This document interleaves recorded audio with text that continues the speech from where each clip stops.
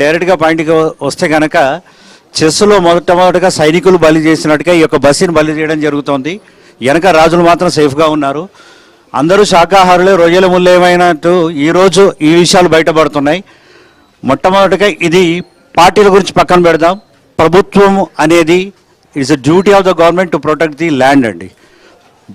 భూమిని పరిరక్షించాల్సిన బాధ్యత ప్రభుత్వానిది. అంటే బ్యూరోక్రసీ ఏం చేస్తోంది, తహసీల్దార్ గారు ఏం చేస్తున్నారు, ఆర్డీఓ ఏం చేస్తున్నారు, డిఆర్ఓ ఏం చేస్తున్నారు, కలెక్టర్ ఏం చేస్తున్నారు. ఎందుకంటే మనకు డైరెక్ట్గా ఎలక్షన్లో 5 సంవత్సరాలకు వచ్చే రాజకీయ నాయకులు మీరు టార్గెట్ పెట్టుకునే కంటే అధికారులను టార్గెట్ చేయండి, అధికారులను అడగండి. ఎందుకంటే వాళ్ళు ఇవ్వండి, ఈ హిల్ట్ పాలసీ ఇవాళ వచ్చిందేమో, మరి రేరా ఉంది, రేరా ఉన్నా కూడా ప్రీ లాంచింగ్ కింద కూడా ప్లాట్లు అమ్మకూడదు. మరి ప్లాట్ ఎట్లా అమ్మారు, మరి ఈ విధమైన ఎలా కట్టారు అనేది అధికారులను టార్గెట్ చేస్తే, జీతాలు తీసుకుంటున్న వారు మనం టార్గెట్ చేస్తే అప్పుడు ఈ విషయాలు బయటపడతాయి. మనం ఎప్పుడు కూడా అధికారులను వదిలిపెట్టి అధికారులు ఏమో మంచోళ్ళు అనుకుంటే పర్మిషన్స్ ఇచ్చేది ఎవరండి?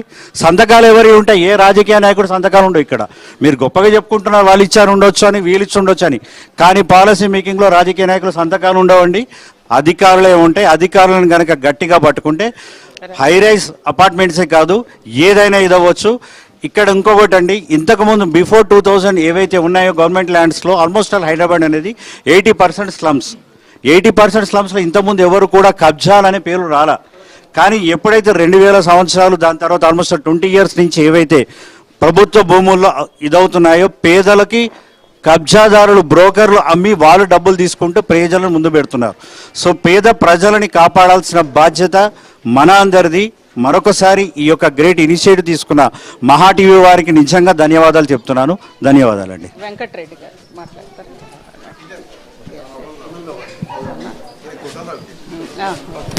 కూర్చొని మాట్లాడండి, 2 నిమిషాలు మాట్లాడండి, ఎందుకంటే అందరూ ఇంకా మాట్లాడాల్సిన వాళ్ళు. గిరి గారు మాట్లాడతారా మీరు? మహాన్యూస్ ఛానల్ వారికి, ఇక్కడ ఉన్నటువంటి ఇందిరానగర్ వాళ్లకు, ఈ ప్రజలంతా ఇక్కడ ఉన్నటువంటి కార్మికులు, శ్రీశ్నగర్ కార్మికులు, వీరందరికీ తోడుగా ఉంటందుకు మహాన్యూస్ ఛానల్, ఇక్కడ వచ్చినటువంటి ఇతర పార్టీ నాయకులు. అయితే ఒక్కటి మనం గమనించాలి, ఏంటంటే ఐడిపిఎల్ భూములు కబ్జా అనేది ఏ విధంగా ఒక పార్టీలో ఉన్న వాళ్ళే బయట పెట్టుకోవడం జరిగింది. అయితే ఇక్కడ ఉన్నటువంటి ఈ ఇందిరానగర్ గురించి ప్రత్యేకంగా ఏంటంటే మనందరినీ డైవర్ట్ చేయడానికి ఎవరైతే కబ్జాలు చేసిరో వాళ్ళు ఈ ఇందిరానగర్కి వస్తే దీని మీద పోతారని ఉద్దేశంతో ఉన్నారు. అయితే మనం అందరం ఏకంగా ఉండి మన ఇతర పార్టీ నాయకులే కానీ, సిపిఐ కానీ, సిపిఎం కానీ, కాంగ్రెస్ కానీ, బీజేపీ కానీ, తెలుగుదేశం కానీ, ఎందుకంటే వీళ్ళందరూ ఇక్కడ ఉన్నటువంటి ఇందిరానగర్ వాసులకు తోడుగా ఉండి అండగా మేము మీకు అందరికీ మద్దతు ఇస్తామని తెలియజేస్తున్నాం. ఎందుకంటే ఈ ఐడిపిఎల్ ఏర్పడ్డప్పుడు 1962లో ఇక్కడ మేము పనిచేసాం. ఏ విధంగా అంటే మీరు చెప్తే చాలా ఇదవుతారు. ఐడిపిఎల్ ఆఫీస్ కట్టడానికి నీళ్లు పోసినటువంటి వ్యక్తి నేను కూడా. నాది ఇప్పుడు 70 సంవత్సరాలు నాది. అయితే 62లో ప్రారంభిస్తే 66లో కంపెనీ ప్రారంభించడం జరిగింది. ఇక్కడ ఉన్నటువంటి కార్మికులు ఏదైతారో అప్పటి నుంచి కూడా బునాదులు తీసుకుంటా లోపల పని చేసుకుంటా కార్మికులుగా ఉన్నటువంటి వ్యక్తులు. ఎందుకంటే ఇక్కడ ఉన్నటువంటి పెద్ద మనుషులు మా తండ్రులు, మా తాతలు అనే వాళ్ళు మాకు తెలుసు. వాళ్ళు ఇక్కడ ఉన్నటువంటి వాళ్ళు, మా నాన్న చేశాడు ఇక్కడ, నేను మా నాన్న తోడుగా ఇక్కడ బిందెలతో నీళ్ళు పోసి అక్కడ ఆఫీస్ కట్టడం జరిగింది. అయితే అదేవిధంగా ఇప్పుడు మీ అందరి కార్మికులు కూడా మాతో సమానమే అనుకుంటాము. మీ అందరికి కూడా ఇక్కడ ఉన్నటువంటి నాయకులు ఎవరైతే ఉన్నారో ఇతర పార్టీ నాయకులు కూడా మీ అందరికి తోడుగా ఉండి మా అన్యూస్ ఛానల్ కూడా ఇతర ఛానళ్ళకు కూడా మనం మద్దతు ఇస్తూ వార్తాపత్రికలకు, న్యూస్ ఛానళ్ళకు అందరికి కూడా మనం తోడుగా నిలబడి కాపాడితేనే ఈ బస్తీ కాపాడతాము. ఎందుకంటే డైవర్ట్ చేసి జనాలను ఇక్కడ మోసం చేయాలని ప్రయత్నం చేస్తున్నారు. ఆ విధంగా కాకుండా మనం అందరం ఏకంగా ఉండి మద్దతు ఇవ్వాలని మీ అందరికీ మనం చేస్తున్నాను. ఒక 2 నిమిషాలు మాట్లాడండి. ముఖ్యంగా వెంకటరెడ్డి, నేను సిపిఐ.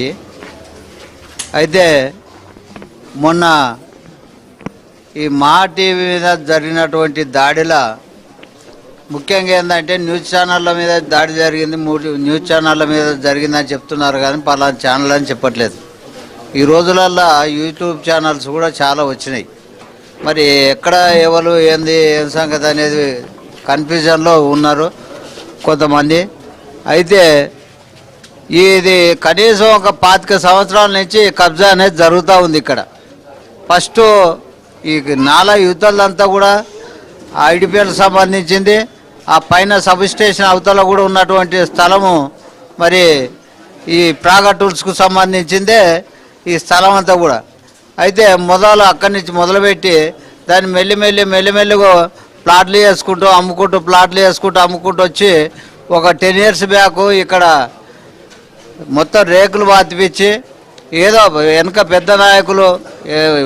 పెద్ద నాయకులే ఉంది, దాంట్లో భయం ఉంది. కానీ మన కృష్ణారావు గారు ఇక్కడ కొంతమందిని జకాను పెట్టి ముందట పెట్టి ఫేస్కు వాళ్ళ ద్వారా ఈ ప్లాట్లని చేయించి సీసీ కెమెరాలు పెట్టించి మనుషులను పెట్టించి దౌర్జన్యం చేయించి ఎవరు పోకుండా ఆ ప్లేస్కు ఎవరు కూడా అంత చూడకుండా ఇటువంటివన్నీ చేసి ప్లాట్లు చేసి అమ్మిపేయటం అనేది జరుగుతుంది.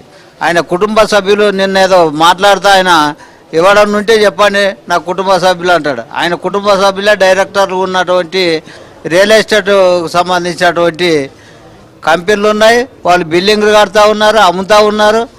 ఇప్పుడు ఈ మన హైదర్ నగర్ ప్రాంతంలో కూడా అనేకమైనటువంటి బిల్డింగ్లు కట్టడం అనేది జరిగింది. మరి ఇక్కడ కూడా ఎవరినో ఒకరినిద్దరిని ముందు పెట్టి మరి కార్యక్రమం చేయటం అనేది జరుగుతుంది.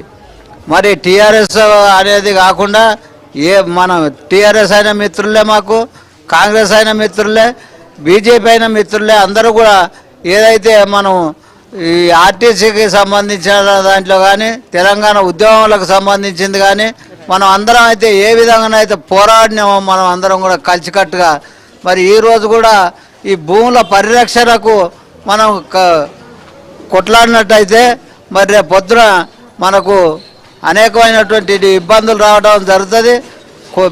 లాస్ట్కి వచ్చేసరికి మొత్తం గవర్నమెంట్ సెంట్రల్ గవర్నమెంట్ కనుక ఏదన్నా ఊనుకున్నట్టయితే మన కనుక కూడా వచ్చేటువంటి ప్రమాదం ఉంటుంది. కాబట్టి మనం ముందు జాగ్రత్తగా మనమే మరి ముందుండి ఈ ప్రాంతంలో పోరాడవలసినటువంటి అవసరం ఉంది.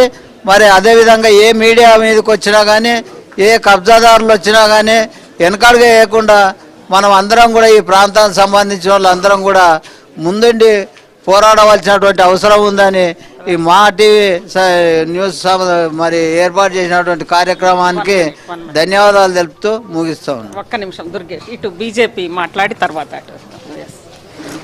అందరూ 2 నిమిషాలు.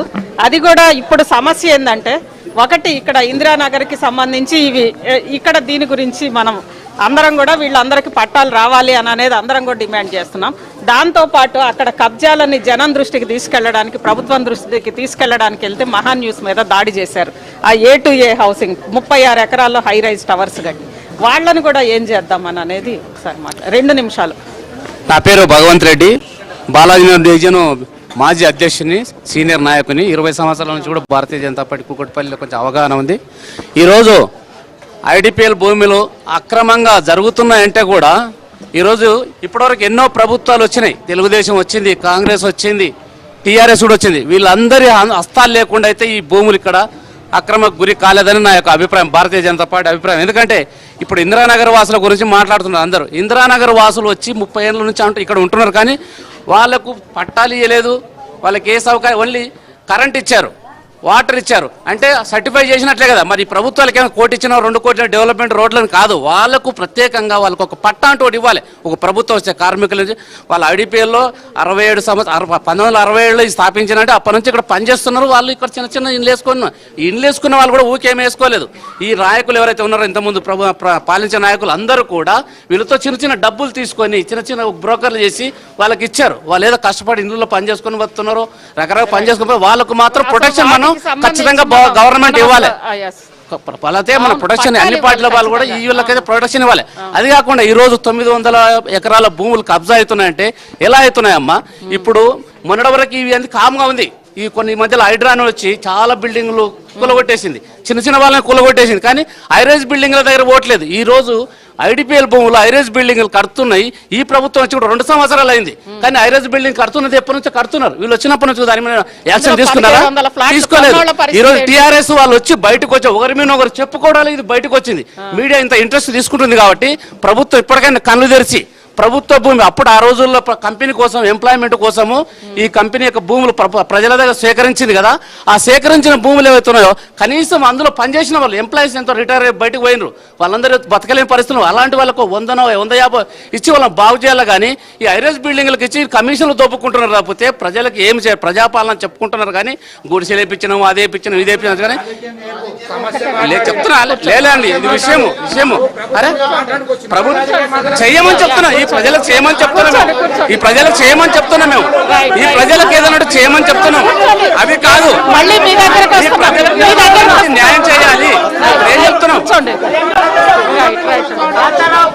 అంటే ఇక్కడ బస్తీలో ఉన్నటువంటి ఎవరైతే ఉన్నారో వాళ్ళకు ఇక్కడే ప్లాట్లు ఇవ్వాలా, ఇక్కడికి ఇవ్వాలని చెప్పి ప్రధానమైన డిమాండ్. మీరందరూ కూడా కూర్చోండి అందరం మాట్లాడుకుందాం. లేదు ఇస్తాం, వాళ్ళు పూర్తయినాక మీకు ఇస్తాం. ఏదైతే ఇక్కడ ఒక్క నిమిషం బ్రదర్, మీరు కూర్చోండి ప్లీజ్. మీరు కూర్చోండి. ఇది రాజకీయం కాదు. ఇది ఇక్కడ ఈ రాజకీయంగా మీరు రాజకీయంగా వెళ్తుంటే కాదు. ఇక్కడ బస్తీలో పుట్టి పెరిగిన వాళ్ళకు ఇక్కడ న్యాయం కావాలి, ఇక్కడ పట్టాలు ఇప్పించాలని మా ప్రధానమైన డిమాండ్.